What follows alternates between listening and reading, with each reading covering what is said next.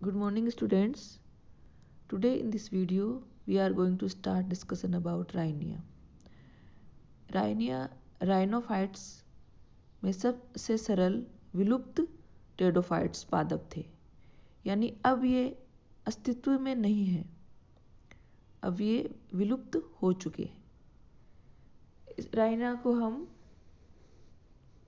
पेलियोबोटनी में स्टडी करते हैं। पूरा वनस्पति विज्ञान इसके अंतर्गत हम इसकी स्टडी करते हैं। राइनिया की खोज स्कॉटलैंड में राइनी चर्च से की गई थी।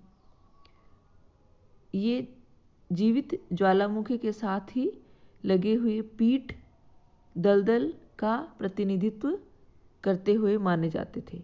ऐसा माना जाता है कि 38 करोड़ वर्ष पूर्व राइनिया तथा अन्य ज्वालामुखी के फटते रहने से ये पौधे सिलिका से भरपूर गर्म जल से भर जाते थे, जिससे वह तत्काल मर जाते थे तथा उसके बाद वे अंतःस्पंदित इनफिल्ट्रेट हो जाते थे। इस प्रकार से ये पौधे कंजर्व हो गए थे और उनमें से कुछ तो बहुत ही अच्छी प्रकार से कंजर्व है, संरक्षित है। तो इस जो राइनिया का नाम है उसके स्थान पर रखा गया, वहाँ जीवाश्म मिले, जहाँ पर जीवाश्म मिले उसके स्थान पर रखा गया। इसकी दो जातियाँ मानी गई है, राइनिया ग्वाइनी वाघानी तथा राइनिया मेजर। राइनिया मेजर है वो पहली जाति से बड़ी जाति है। राइनिया क्या है? एक स्पोरोफिटिक प्लांट होता है। प्लांट बॉडी वॉज स्पोरोफिटिक, इसकी प्लांट बॉडी स्पोरोफाइटिक होती थी। आप इस डायग्राम में देखिए, इसमें दो आपको राइनिया के डायग्राम दिख रहे हैं। एक्सटर्नल फीचर्स, ए जो है वो आर जिसमें राइनिया मेजर, और बी जो है वो राइनिया ग्वानी वाघानी। इसके अंदर आप देखिए, इसमें स्पोरेंजिया लगी हुई है और एडवेंटियस ब्रांचेस दिखाई दे रही है, एरियल शूट, राइजोम और राइजोम के ऊपर राइजोइड्स दिखाई दे रहे हैं। Rhynia major was bigger and attained a height of 50 centimeter with a diameter of 1.5 to 6 mm, while Rhynia guani vaghani had a height of 20 centimeter and a diameter of 1 to 3 mm. तो इनकी इसकी इन दोनों की height और इनका diameter इसमें दिया गया है। राइनिया किस तरह से इसकी दो जातियां इसमें पाई जाती थी। 50 सेंटीमीटर तक की हाइट और 1.5 से 6 mm तक का इसमें डायमीटर राइनिया मेजर का था। यानी राइनिया मेजर राइनिया ग्वानी वाघानी से लंबा था और इसका डायमीटर भी ज़्यादा था, जबकि राइनिया ग्वानी वाघानी की जो हाइट है वो 20 सेंटीमीटर और डायमीटर इसका 1 से 3 mm तक पाया जाता था। यानी ये अब नहीं है, पहले ये पाया जाता था। राइनिया ग्वानी वाघानी ये लगभग 18 सेंटीमीटर लंबा, इसमें 20 सेंटीमीटर भी लिख रखा है, 18 सेंटीमीटर भी कई जो बुक्स हैं उनमें लिखा हुआ है। ये छोटा शाकीय पौधा होता था जिसमें बेलनाकार वायवीय तने आपको दिख रहे हैं, एडवेंटियस ब्रांचेस दिखाई दे रही है और बेसल राइजोम्स जो आप देखिए आधार में दिखाई दे रही है, बेसल राइजोम निकलती है और आधारी भाग पीठ में दबा रहता था और राइजोम तथा एडवेंटियस ब्रांचेस की संरचना में बहुत अंतर नहीं दिखाई देता है, सिवाय कि इसके जो राइजोम पर जगह जगह भीतर से क्या दिखाई दे, राइजोइड्स निकल रही है। इनमें जड़ें नहीं पाई जाती थी, जो राइनिया है उनके अंदर जड़ें नहीं पाई जाती थी और जड़ों के स्थान पर क्या है, राइजोइड्स। ये राइजोइड्स दो तरह से कार्य करते थे, एक तो अब जो आप एब्जॉर्प्शन और दूसरा भूमि के अंदर इनको स्थिरता प्रदान करना। वायवीय द्विभाज्य शाखित तना अपने शीर्ष की ओर टेपर्ड सुंडाकार होता था तथा वायवीय तनों के सिरे नुकीले होते थे। तो उन पर आप देखिए बीजाणुधानियाँ स्पोरेंजिया लगी हुई रहती थी। बीजाणुधानी की टीएस काट में असंख्य बीजाणु स्पोर्स देखे जा सकते थे। वायु तनों की संपूर्ण सतह पर रंध्र उपस्थित रहते थे, जैसा कि तने की टीएस में देखा जा सकता है। एडवेंटियस शाखाएं भी वायवीय तनों से निकलती हुई दिखाई देती थी। जैसे हमने बात कर ली कि plants had a rhizoids which was dichotomously branches, जैसा कि डायग्राम में दिख रहा है। From rhizome developed many dichotomously branches erect aerial shoots towards the upper side while many rhizoids towards the lower sides. There were no roots on the plants. Aerial shoots of Rhynia major were smooth and devoid of leaf or any other outgrowth. While in case of Rhynia guani vagani many adventitious branches were present on the aerial shoot. जैसे कि हमने बात कर लिया कि आप इस diagram में देखिए, इसके अंदर एडवेंटियस ब्रांचेस दिखाई दे रही है और एरियल शूट और राइजोइड्स इसमें दिखाई दे रहे हैं।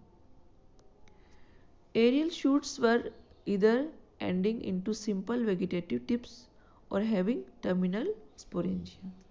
ये जो स्पोरेंजिया दिख रही है आपको, ये स्पोरेंजिया लगती उस क्रम को टर्मिनल स्पोरेंजिया कहते हैं। अब इसके हम एनाटोमी की बात करें, एनाटोमी ऑफ राइनिया, तो आप डायग्राम देखिए। इस डायग्राम में आपको rhizome and aerial shoots of the plant were internally differentiated into epidermis, cortex and stele. यानी जो राइजोम होता है इसके और एरियल शूट्स होते हैं, उनके अंदर ये एपिडर्मिस, कॉर्टेक्स और स्टील, इसके अकॉर्डिंग इसमें डिफरेंशिएशन पाया जाता है। Stele was of a simple protostele type की होती है। स्टील इसके अंदर प्रोटोस्टील टाइप की होती है।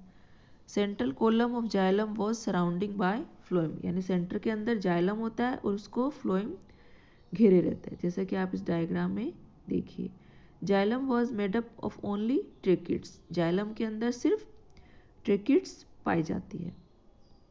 और फ्लोएम के अंदर 4 से 5, फ्लोएम जो है वो 4 या 5 सेल्स की थिकनिंग पाई जाती है।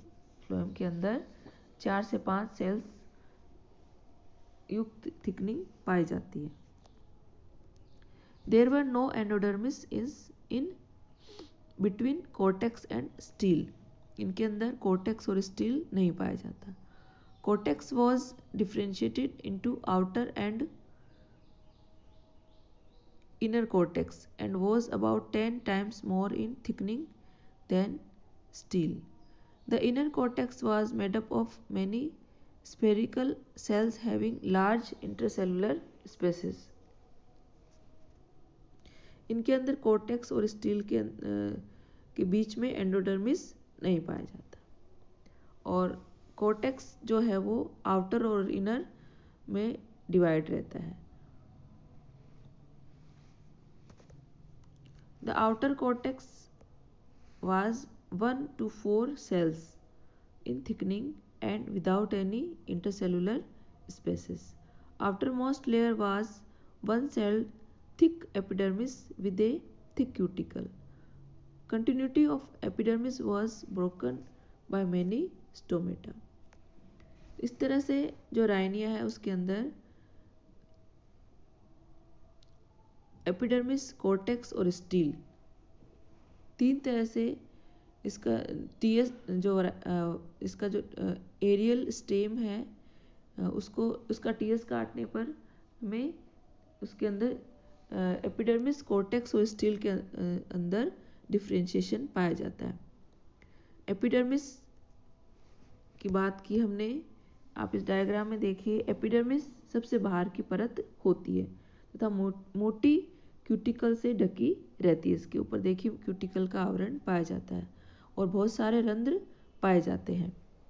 कॉर्टेक्स जस्ट देखिए आप क्यूटिकल के नीचे दिखाई दे रहा है।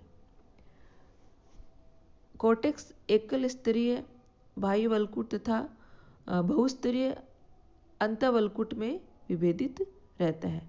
बाह्य वल्कुट की कोशिकाएं जो है वो अंतःवल्कुट की कोशिकाओं की अपेक्षा में बड़ी होती है और इंटरनल कॉर्टेक्स की कोशिकाओं के बीच में इंट्रासेलुलर स्पेसेस देखिए आपको दिख रहे हैं, जिसको अंतराकोशिकीय अवकाश कहते हैं, वो दिखाई दे रहे हैं। इंटरसेलुलर स्पेसेस इंटरनल कॉर्टेक्स के अंतर्गत प्रकाश संश्लेषण फोटोसिंथेसिस की क्रिया होती है। और अब इसकी स्टील जैसे हमने देखी है, पढ़ी है थोड़ी, आप देखिए स्टील, आप देखिए फ्लोएम और जाइलम जहाँ लिखा हुआ वो इसकी स्टील होती है। स्टील तने का मध्य भाग होता है और इसमें तने के मध्य भाग में बहुत छोटे सरल ठोस रंध्र प्रोटोस्टील जिसको कहते हैं वो पाए जाते हैं, जिसमें पतला बेलनाकार जाइलम का स्तंभ अर्थात कोलम चारों ओर से फ्लोएम को घेरे रहता है। जाइलम सिर्फ वाहिनिकाओं अर्थात टेक्टिड्स का बना होता है, जिनमें वलयाकार व कभी कभी थोड़ा बहुत सर्पिल स्थूलन यानी मोटाइयाँ थिकनिंग पाई जाती है, परंतु कभी कभी, हमेशा नहीं पाई जाती। और कभी कभी जाइलम फाइबर्स के केंद्र में वाहिनिकाएं बाह्य सतह की वाहिनिकाओं की अपेक्षा छोटी होती है और फ्लोएम इलोंगेटेड होता है और पतली भित्ति वाली कोशिकाओं का बना होता है, जिसमें एंड वॉल्स तिरछी पाई जाती है और सीव ट्यूब्स इनके अंदर नहीं पाई जाती है। और आप इसमें स्पोरेंजिया का डायग्राम देखिए, स्पोरेंजिया टर्मिनल लगी रहती है और आप स्पोरेंजिया डायग्राम में स्पोरेंजियल वॉल है और स्पोरेंजिया के अंदर देखिए टेट्राड्स टाइप के स्पोर्स इसमें दिखाई दे रहे हैं और ये स्पोर्स जनन की क्रिया करते थे। तो इस तरह से ये राइनिया की स्ट्रक्चर पाई जाती थी। ये अब इस अस्तित्व में नहीं है, अब ये विलुप्त हो चुका है। तो इसलिए हम इसको जब हम लिखेंगे तो हम लिखेंगे था, वाज। ठीक है, आप इस चीज़ का ध्यान रखना। राइनिया विलुप्त प्रजाति है, विलुप्त स्पीसीज है जो अब अस्तित्व में नहीं है। इसलिए आपको जब इसका डिफरेंशिएशन लिखना है, आपको एग्ज़ाम में लिखना है, तो इसमें आपको पाया जाता था ऐसे लिखना है। और स्टील वोज, राइनिया वोज, यानी आपको जब भी इसका लिखना है तो इसको पास्ट में लिखना है, अभी प्रेजेंट में इसको नहीं लिखना है। जब भी आप समझाएं किताब या बोले लिखें तब इसको हम पास्ट में इसको लिखना है, प्रेजेंट में इसको नहीं लिखना है। पाया जाता था इस तरह से, इसमें ये सब स्ट्रक्चर पाई जाती थी, इस तरह से लिखना है। I hope you understood and like this video in this corona time. Use mask, use sanitizer, take care.